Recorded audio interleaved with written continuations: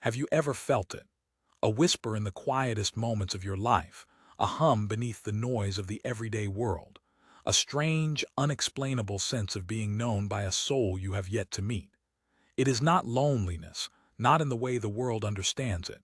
It is a different kind of ache, a homesickness for a person who feels more like a memory of the future than a hope. What if this feeling, this subtle, persistent pull towards an unknown face, isn't a fantasy? What if it's the first stirring of a hidden language, an ancient, energetic dialect spoken between souls long before their bodies ever find their way to one another? What if you are already in conversation with the love you are destined to find? The city was a symphony of disconnected sounds, a million hurried heartbeats pulsing against the concrete and glass. And in the middle of it all, there was Clara. To anyone watching, she was just another woman lost in the rhythm of urban life, her expression serene as she sketched the skeletal frame of a winter tree in her worn, leather-bound notebook. But beneath that calm exterior, a storm of longing had been raging for years. It was a quiet, dignified storm, the kind that rips apart the inner landscape without ever disturbing the surface. She had loved before, of course. She had known the fleeting warmth of hands held on cold nights, the hollow echo of promises made under pale moonlight, and the brutal silence that follows a door clicking shut for the final time.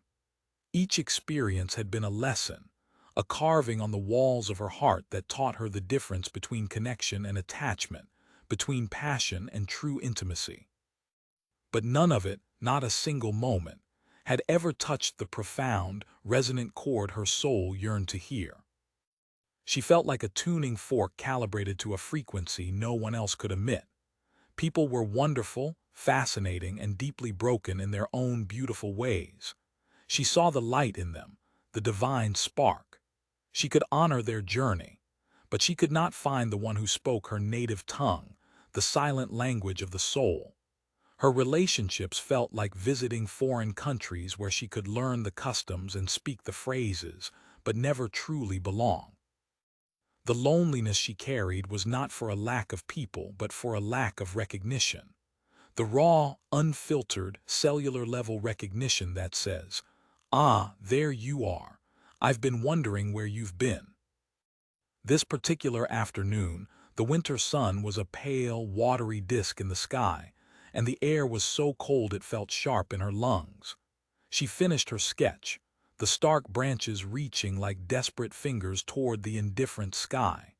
It was a perfect mirror of how she felt, reaching, always reaching for something unseen, a warmth she could feel in her spirit but could not find in the world. She packed her things, the graphite pencils and the notebook filled with the silent screams of lonely landscapes, and began her walk home. It was on this walk that the universe decided to stop whispering and start speaking. It began with a song, a melody she hadn't heard in years, a hauntingly beautiful piece of instrumental music she loved in college. It poured from the open door of a small, dusty antique shop she must have passed 1,000 times but had never truly seen. The music pulled at her, a gentle but insistent thread, and without thinking she stepped inside. The air was thick with the scent of old paper, polished wood, and forgotten time. A tiny bell chimed her arrival. An old man with eyes the color of faded denim looked up from behind a counter cluttered with brass instruments and maps of places that no longer existed. He smiled, a genuine, crinkle-eyed smile that seemed to understand the weight of her soul. She wandered through the narrow aisles, her fingers ghosting over objects that held the echoes of other lives. And then she saw it. Tucked away on a low shelf, almost hidden behind a stack of faded postcards, was a book. It wasn't the title that caught her eye, though it was intriguing, the unspoken geometry of connection. It was the cover. It was a deep, impossible blue, the exact shade of a recurring dream she'd had since she was a child. A dream of an ocean under a twilight sky, an ocean she was not in but was a part of. Her heart began to beat a little faster. It was the kind of nonsensical, intuitive pull that her logical mind had long been trained to dismiss. But her soul, weary of logic, was screaming. She picked it up. The book was old, the cover soft and worn. There was no dust on it, as if it had been waiting for her. As her fingers closed around the spine, a warmth spread through her hand, a gentle electric hum that traveled up her arm and settled in her chest. It felt like a handshake, a greeting from an old friend. She opened the cover, and on the inside page, in elegant, faded ink, was an inscription. It was not a name. It was a question.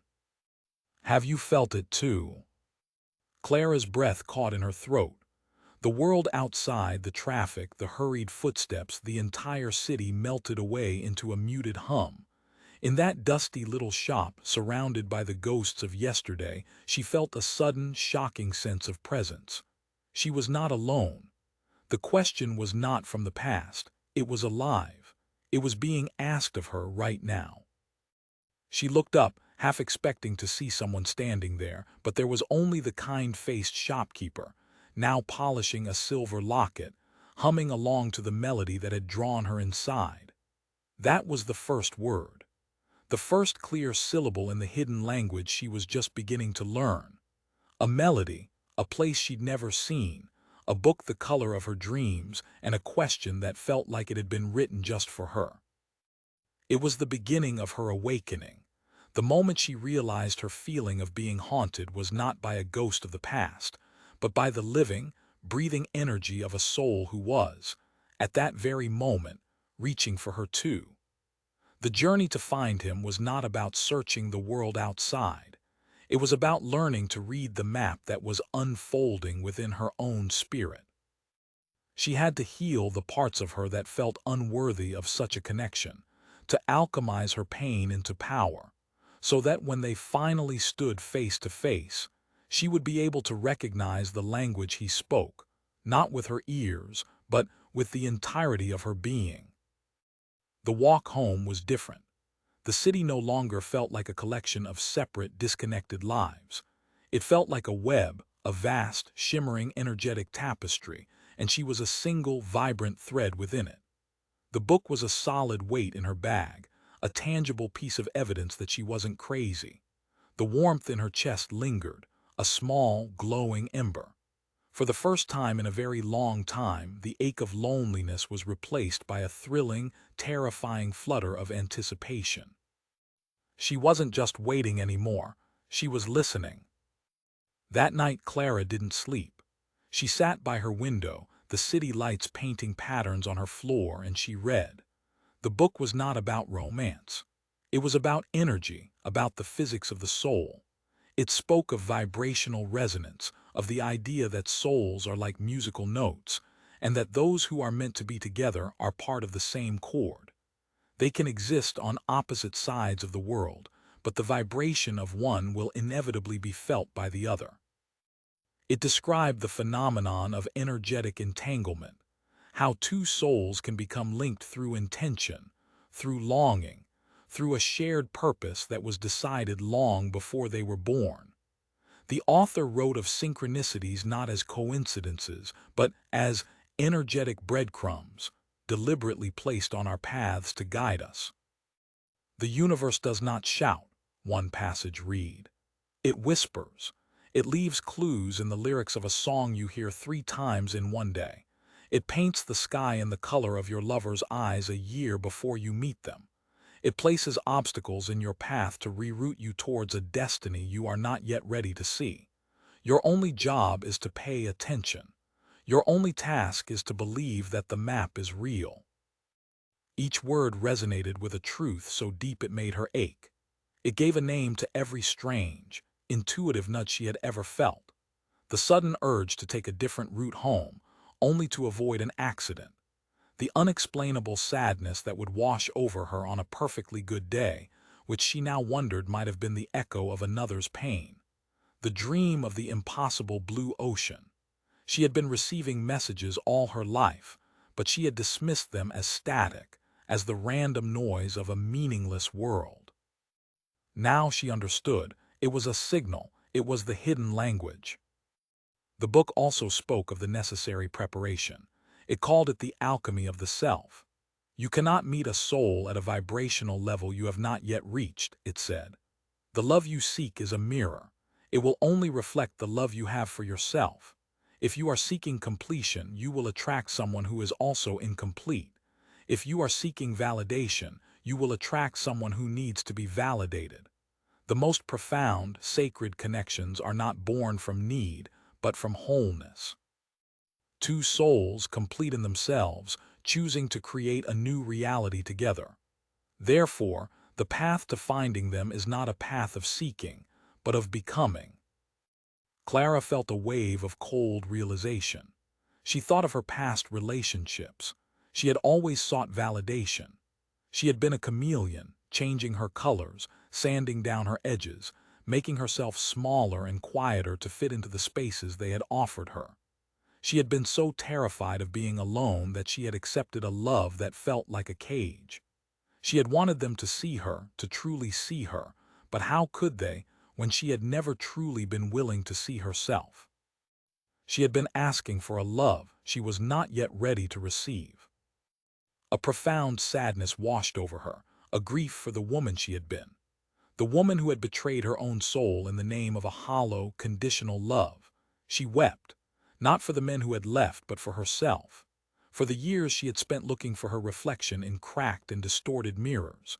They were tears of release, a cleansing rain on the dry and barren lands of her heart. And as the sun began to rise, painting the sky in shades of rose and gold, the tears subsided. In their place was a quiet, unshakable resolve. Her journey was not to find a person. Her journey was to find herself, to heal the fractured parts of her being, to learn to love herself with the same fierce, unconditional devotion she had so freely given away to others. She had to become the person she was looking for.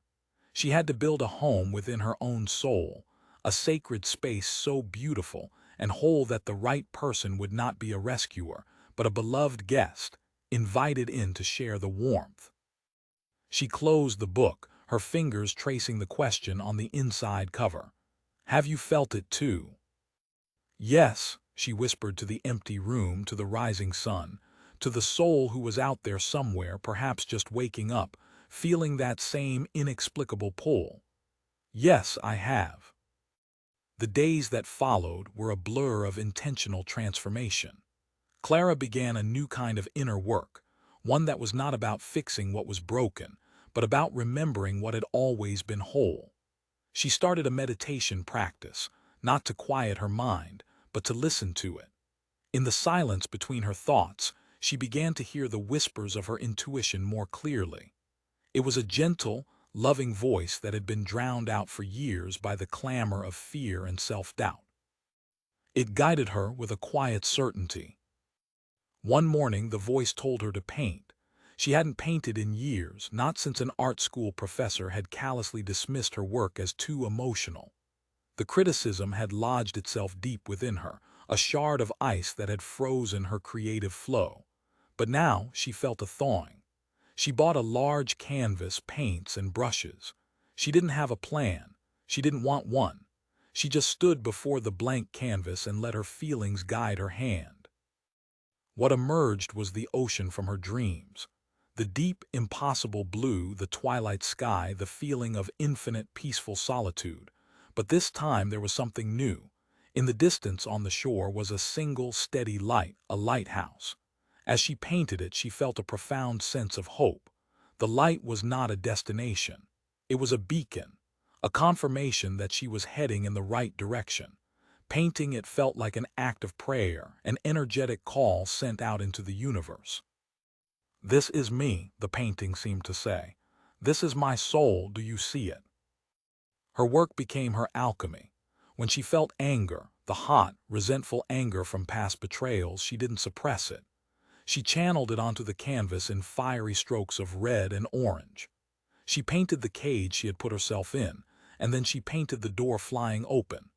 When she felt the deep, familiar grief of her loneliness, she didn't numb it with distractions. She mixed shades of gray and deep indigo and painted the vast, empty landscapes of her heart. But in every dark landscape she would paint a single source of light, a star, a moon, a distant window. She was learning to honor her darkness without letting it consume her. She was learning that her pain was not a sign of weakness, but a testament to her capacity to feel and therefore to her capacity to love. The synchronicities intensified. She would be thinking of a specific, obscure subject, like the migratory patterns of monarch butterflies, and a documentary about it would appear on television that evening. She would be struggling with a particular emotional block, and she would overhear a conversation between strangers on the subway that offered the exact insight she needed. The world had become a living, breathing oracle, constantly in dialogue with her. She started keeping a journal, not just of her thoughts and feelings, but of these moments of magic, these energetic breadcrumbs. The journal became her map, proof that she was not lost but was being guided. One afternoon she felt a strong, inexplicable urge to visit a part of the city she rarely went to, a quiet, historic neighborhood with cobblestone streets and old brownstones. She didn't know why. She just knew she had to go. She wandered aimlessly, letting her feet lead her, until she found herself in front of a small, independent bookstore. It was different from the antique shop. It was modern and bright. But the same feeling washed over her, the same sense of being pulled by an invisible thread. She went inside. The air smelled of new paper and fresh coffee. She browsed the shelves, her fingers dancing over the spines of books on art, poetry, and philosophy. She wasn't looking for anything in particular. She was just present, open. Then in the poetry section she saw a slim volume by a poet she'd never heard of. The cover was simple, a charcoal drawing of a single raven in flight. She opened it to a random page. The poem was titled The Lighthouse. Her breath hitched. The words on the page seemed to lift off and surround her. It was about a love that was a beacon, a steady light in the storm. It was about finding a home in another person's gaze. But it was the final stanza that struck her like a bolt of lightning. And when you arrived, I did not recognize your face, but the light in your eyes, for I had been painting it my entire life. Tears welled in her eyes. It was her painting, her feeling, her prayer written in words by a stranger. She felt that sense of presence again, stronger this time, closer. It was as if the poet had dipped his pen into the ink of her very soul. She bought the book, her hands trembling slightly. When the cashier handed her the receipt, she glanced at the time printed on it. 11:11. She smiled, of course. The universe was not just whispering anymore. It was leaving love notes. What she didn't know, what she couldn't possibly know, was that on the other side of the city, a man named Liam had just finished a difficult conversation. Liam was an architect, a builder of structures, but his own inner world was in a state of deconstruction. He had just ended a long-term relationship, a partnership that had been built on a foundation of comfort and convenience, but not passion or true soul-level connection. The breakup was amicable but heartbreaking. It was the death of a future he had tried so hard to want. He was sitting in his minimalist apartment, the silence feeling vast and empty. He had spent his life pursuing logic, order, and tangible results. He designed buildings that were strong, functional, and beautiful, but his emotional life was a blueprint he couldn't decipher. He felt the same ache as Clara, the same sense of being calibrated to a different frequency. He had a successful career, good friends, a life that looked perfect on paper.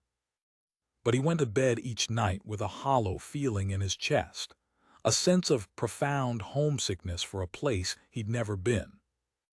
Feeling restless and suffocated by the silence, he decided to go for a run, even though it was already getting dark. He ran without a destination, his feet pounding the pavement, trying to outrun the emptiness inside him. He ran for miles, until he was in a part of the city he didn't recognize. Exhausted, he stopped in a small park to catch his breath. And that's when he saw it. On a community bulletin board, tacked amongst flyers for yoga classes and missing cats, was a small, postcard-sized print of a painting. It was a painting of an ocean, a deep, impossible blue under a twilight sky, and in the distance a single, steady lighthouse. Liam stared at it mesmerized. He had no interest in art, but this image, it spoke to him. It was the visual representation of the feeling he was constantly chasing, a sense of peace, of guidance, of a light in his own inner darkness. It felt like home. There was no signature, no contact information, just the image itself. Without thinking, he gently pulled the thumbtack and slipped the print into his pocket. It felt important. It felt like a clue. As he started his walk home, he felt a subtle shift in the air around him. The crushing weight of his loneliness had lifted just slightly. It was replaced by a quiet, hopeful curiosity. He didn't know what the painting meant or where it came from, but he felt for the first time that he was not just running away from something. He was moving toward it. The hidden language was at work, weaving their two worlds together, one synchronicity, one breadcrumb at a time. They were in the same city, breathing the same air, looking at the same moon, and their souls were beginning to pull them like magnets into the same orbit. The meeting was not yet imminent, but it was now inevitable. The conversation had begun. Clara's journey inward took her to places she had long avoided. Following the breadcrumb of the poetry book, she began to explore the power of words. She started journaling not just about the synchronicities, but about her deepest fears. She wrote letters to her younger self, offering the compassion and understanding she had so desperately needed back then. She wrote letters to the men who had hurt her, not to send, but to release the stagnant energy of resentment she had been carrying for years. It was an emotional excavation, and it was painful work. There were days she felt she was drowning in her own sorrow. During one particularly difficult week, where the ghosts of her past felt overwhelmingly present, she stumbled upon a workshop on emotional alchemy.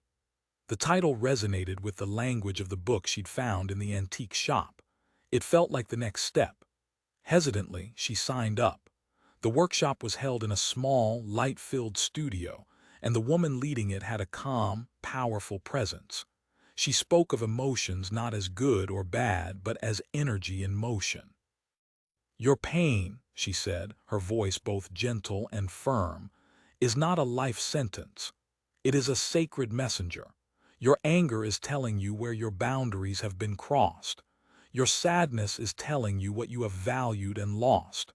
Your fear is showing you where you have the opportunity to cultivate trust.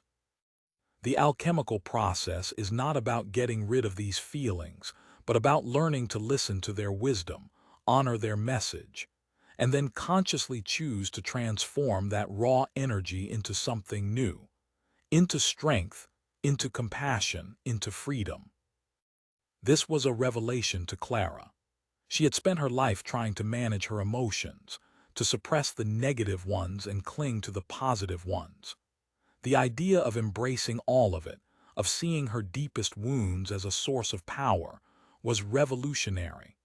They did an exercise where they were asked to visualize a recent painful experience, but instead of reliving the story, they were guided to locate the pure sensation of the emotion in their body. For Clara, the betrayal from her last relationship felt like a tight, cold knot in her stomach.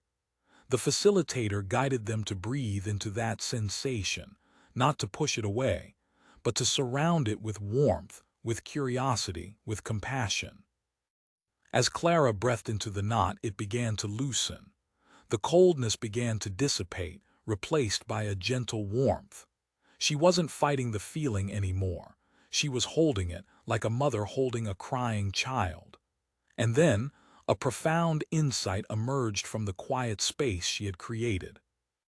The betrayal had hurt so deeply not just because of what he had done, but because it had mirrored the way she had been betraying herself for years, by ignoring her intuition, by silencing her own needs, by accepting less than she deserved. The pain wasn't just about him. It was a call to return home to herself. In that moment, the energy shifted. The knot of pain in her stomach didn't just disappear, it transformed. It became a wellspring of fierce, protective love for herself. It became a renewed commitment to honor her own truth. She had taken the lead of her pain and turned it into the gold of self-worth. This was emotional alchemy. This was the work. Meanwhile, Liam was on a parallel journey of deconstruction. The postcard of Clara's painting was taped to the wall above his desk.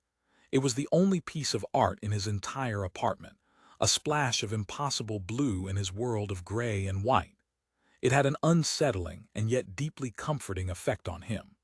It challenged his rigid, logical view of the world. There was no rational explanation for why a random picture on a bulletin board should feel so significant, yet it did. It was an anomaly, an equation he couldn't solve, and it forced him to question the very foundation of his reality. His work, once his greatest passion, began to feel hollow.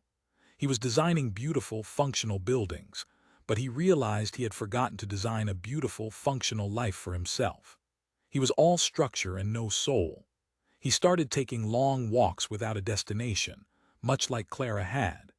He found himself drawn to the river that cut through the city, watching the water flow, a constant, powerful force that could not be contained by straight lines or right angles. He was a man who had built his life on certainty, and for the first time, he was being called to embrace the unknown. This internal crisis began to manifest in his work. He was designing a new community library, and his initial designs were clean, modern, and utterly lifeless. His clients felt it.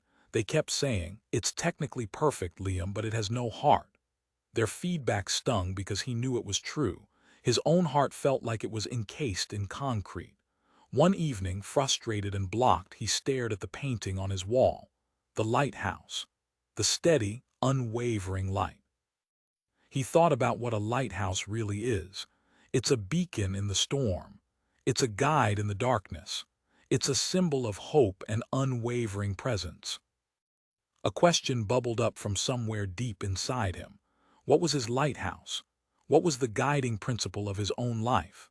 For years, it had been achievement, success, external validation. But that felt like a flickering bulb now, not a powerful beam.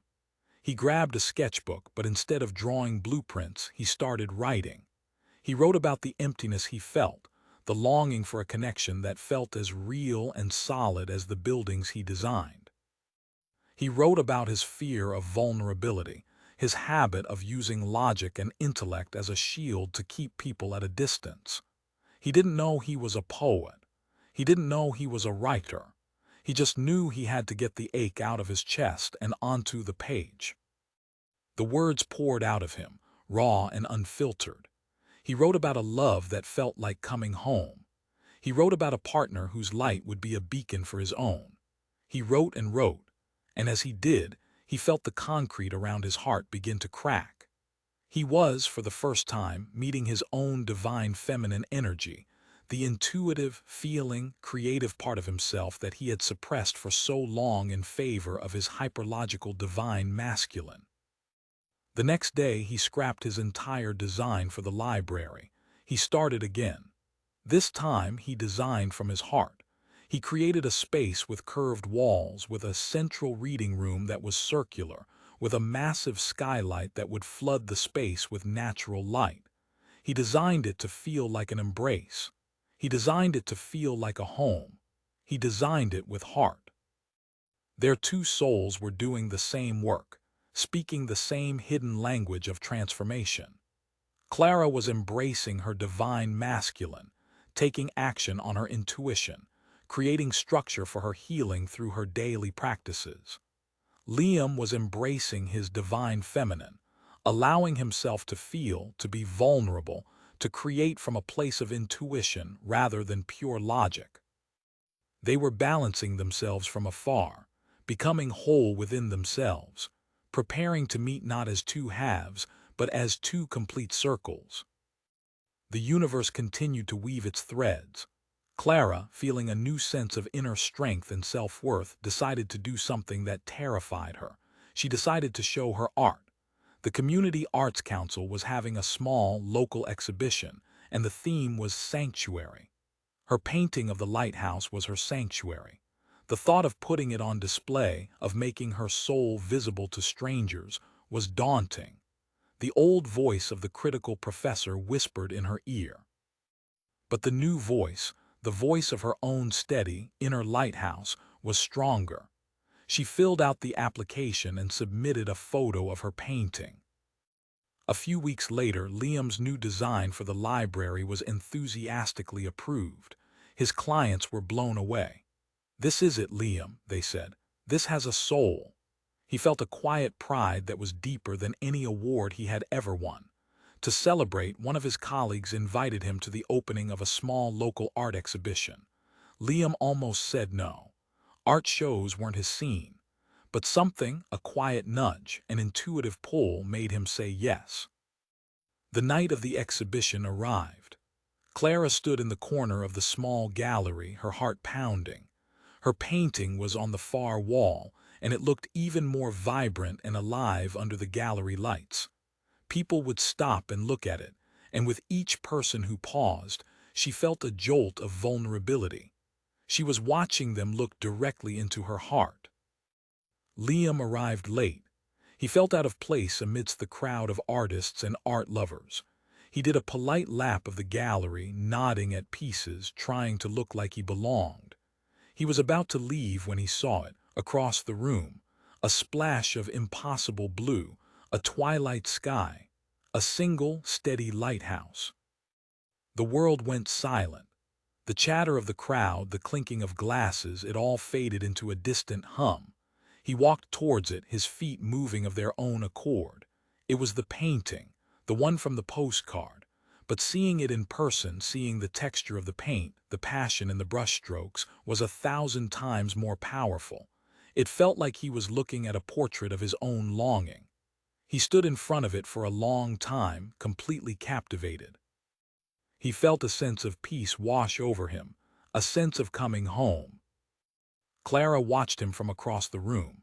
She watched as this tall, quiet stranger stood before her painting with a look of profound recognition on his face. He wasn't just looking at it, he was communing with it.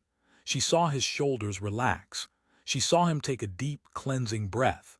And she felt it, a pull, a resonant hum in her own chest that had nothing to do with anxiety and everything to do with recognition. Her soul whispered a single, definitive word: him. She knew she had to go over to him. The thought was terrifying. What would she say? But her feet were already moving, propelled by a force greater than her fear. As she got closer, he seemed to feel her presence. He turned his head slowly, and his eyes met hers. And in that moment, the entire hidden language became spoken. It was not in words. It was in the sudden, shocking, undeniable feeling of familiarity. His eyes. They were kind, intelligent, and held a depth of feeling that she had only ever seen in her own reflection. In his gaze, she did not see a stranger. She saw the other half of her song. Liam looked at the woman who had approached him, and his mind went completely blank. He forgot every social grace he had ever learned. All he could see was her. Her eyes held the same impossible blue as the ocean in her painting. He felt a jolt, a current of energy that seemed to connect them instantly. It was the most illogical, irrational, and yet most real thing he had ever experienced. She was the first to speak. Her voice was quiet, but it seemed to fill the entire space between them. "It seems to speak to you," she said, nodding at the painting. Liam finally found his voice. "It feels like I've known it my whole life," he replied, his gaze still locked on hers. A small smile touched Clara's lips. "I know the feeling," she said. "I felt the same way when I painted it." His eyes widened slightly. You're the artist." She nodded. He was speechless for a moment.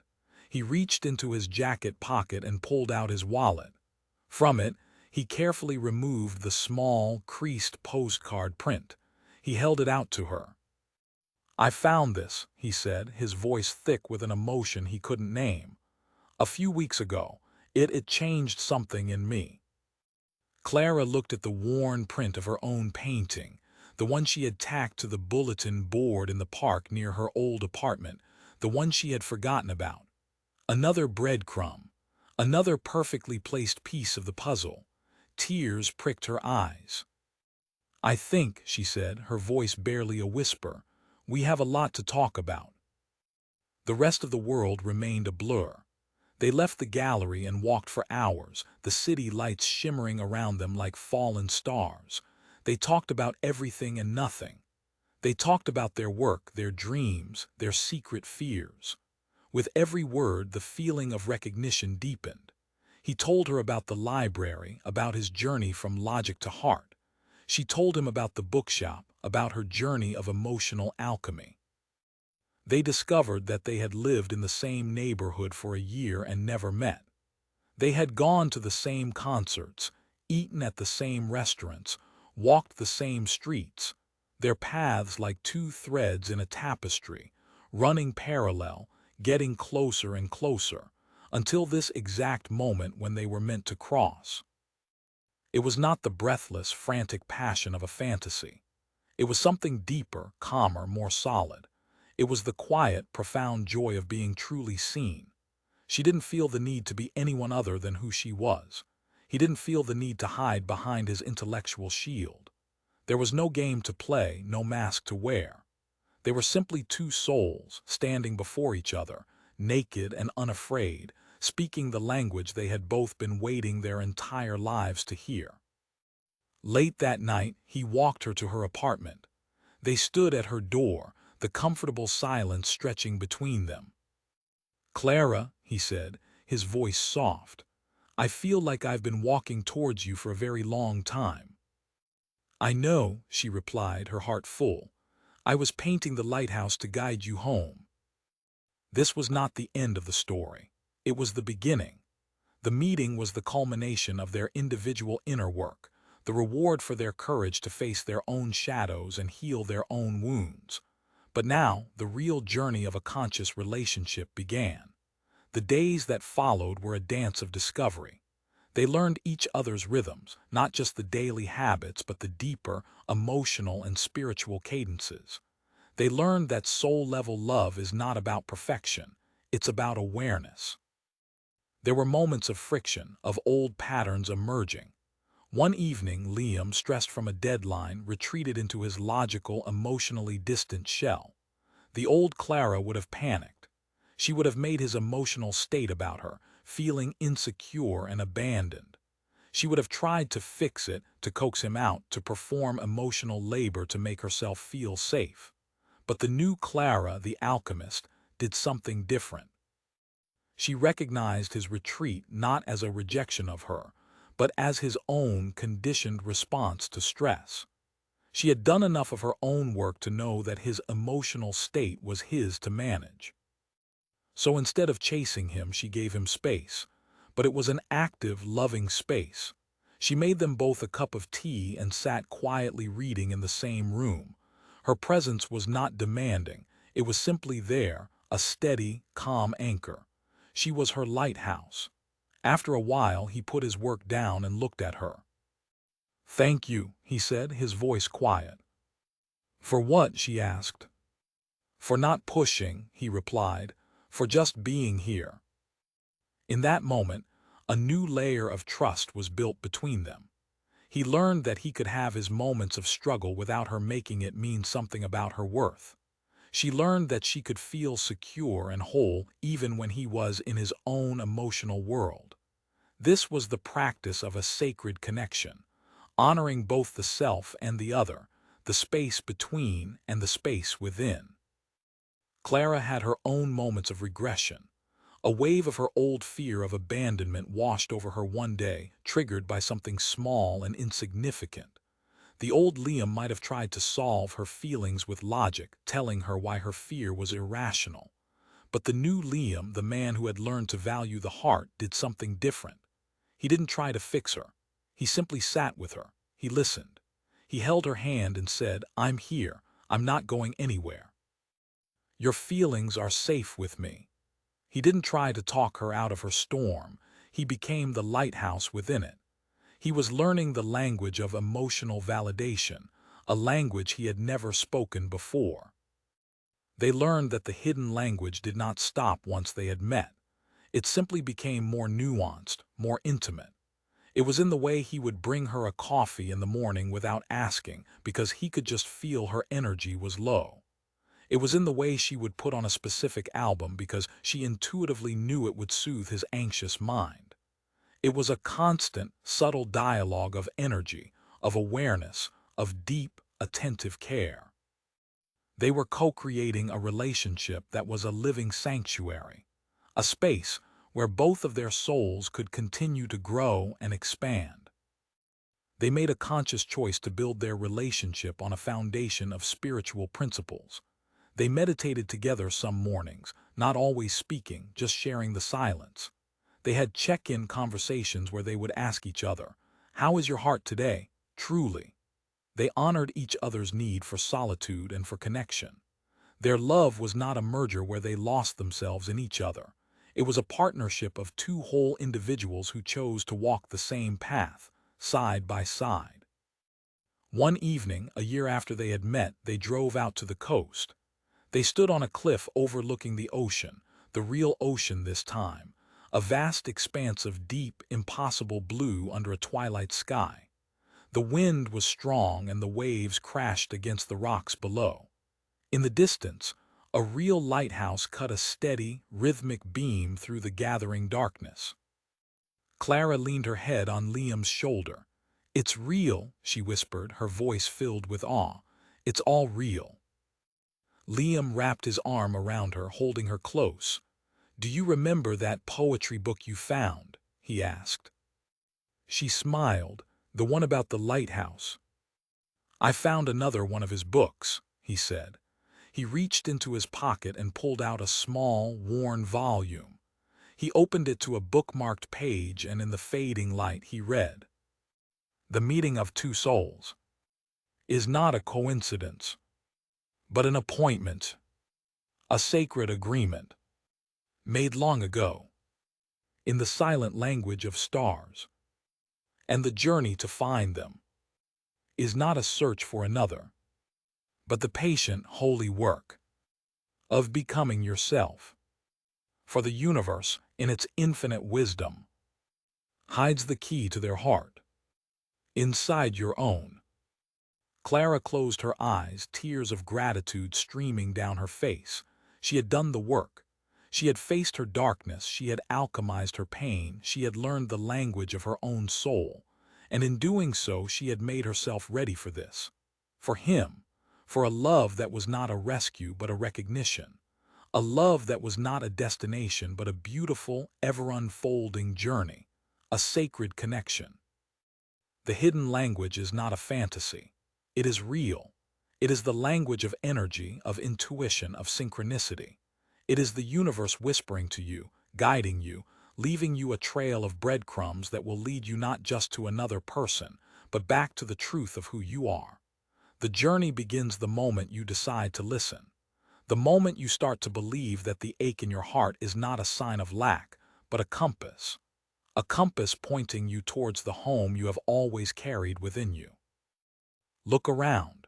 Listen. The conversation has already begun. The question is, are you ready to learn the language? Are you ready to do the sacred, holy work of becoming yourself so that when your soul's counterpart stands before you, you will be able to recognize them not by their face but by the familiar, unmistakable light in their eyes? The love you are seeking is seeking you, and it is speaking to you right now in the unspoken geometry of connection. Trust the pull. Trust the process. Your awakening is the key. The love that awaits is not a prize to be won, but a reflection to be met. A reflection of the wholeness, the beauty, and the light you have finally found within yourself.